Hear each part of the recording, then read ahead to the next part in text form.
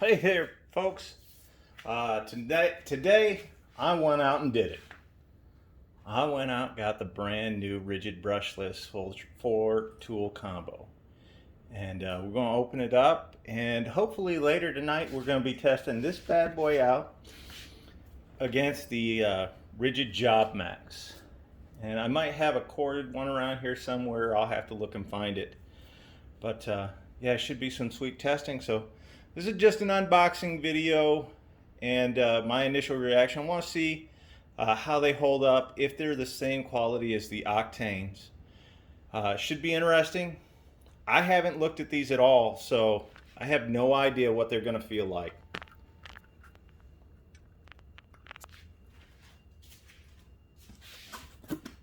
And I will say, I am a big fan of the Ridgid stuff. I have been for several years now. I should have somewhere in the neighborhood of 90 of their tools. And just in case you're wondering, this is kit number R9225. Yep, that was the sound of it hitting the ground behind me.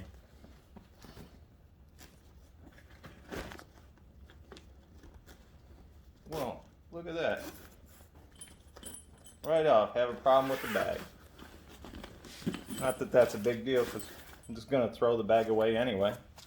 Owner's manuals, read them at your own leisure. First thing I pull out of the box is the new type of charger. It's not the first one of these. I actually have like 4 or 5 of them. They're okay for what they are.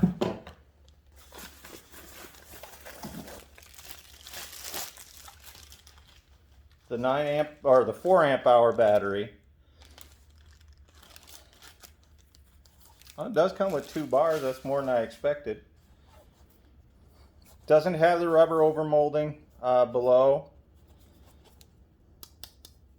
Just plastic.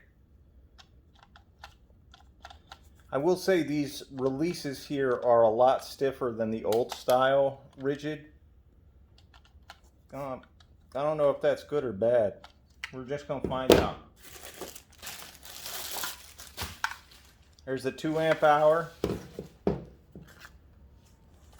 This one's only got 1 bar with it.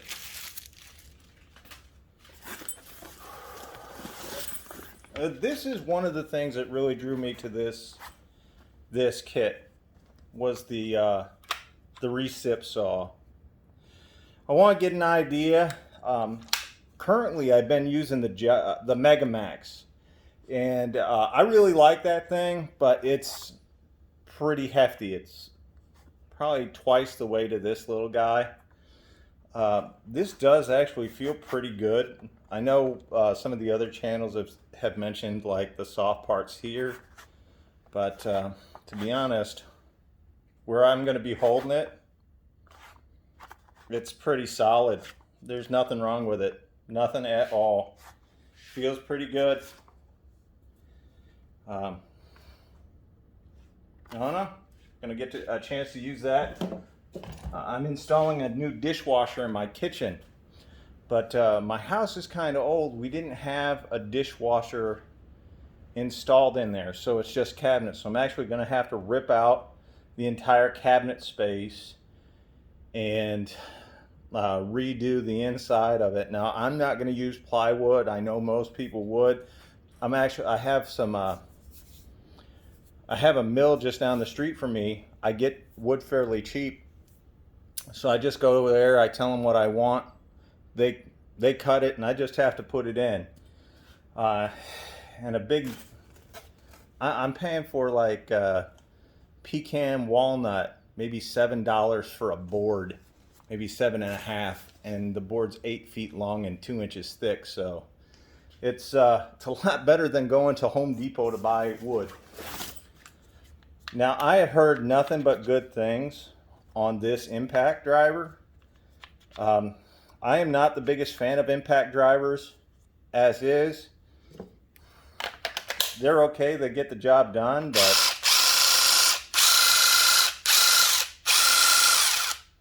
when they start impacting, they're a bit loud for me, so I try to avoid them.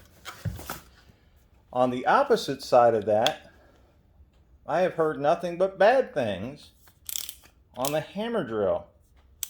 People don't like it because it's not as powerful as the old Octane, but I would say for the vast majority of people out there, you don't really need 1,200 or 1,300 inch-pounds of hammer drill.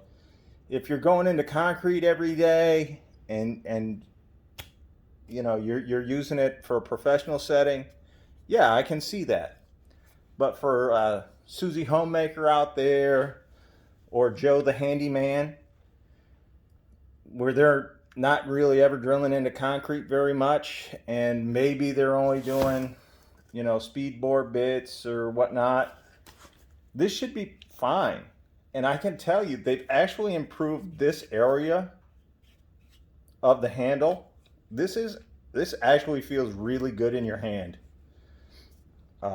I wish it had more space in here, maybe another 1/4 inch. Now I have a pretty big hand as is, and getting my hand in that space, it's always tight. I mean, this is not bad. This is not the worst one I own, but it definitely is interesting. It sounds really good. It sounds kind of like their stubby impact wrench. They got the subcompact impact wrench, but I can tell you that's got some torque to it, just having it in my hand and feeling it.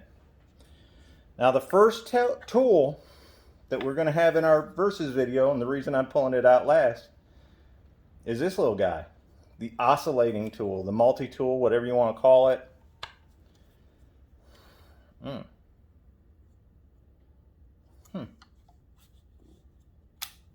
You guys, now there's something different right there. Now in the old Job Max, when you put the thing up, you could just hit it and it would go. This you have to slide it to one side, stand it up, put your piece in, your tool in, slide it back to the middle, and then close it.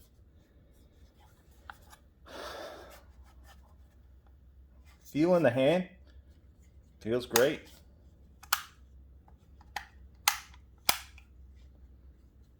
I do like this. I do like having the variable speed trigger right here. I am a lefty, so it actually works.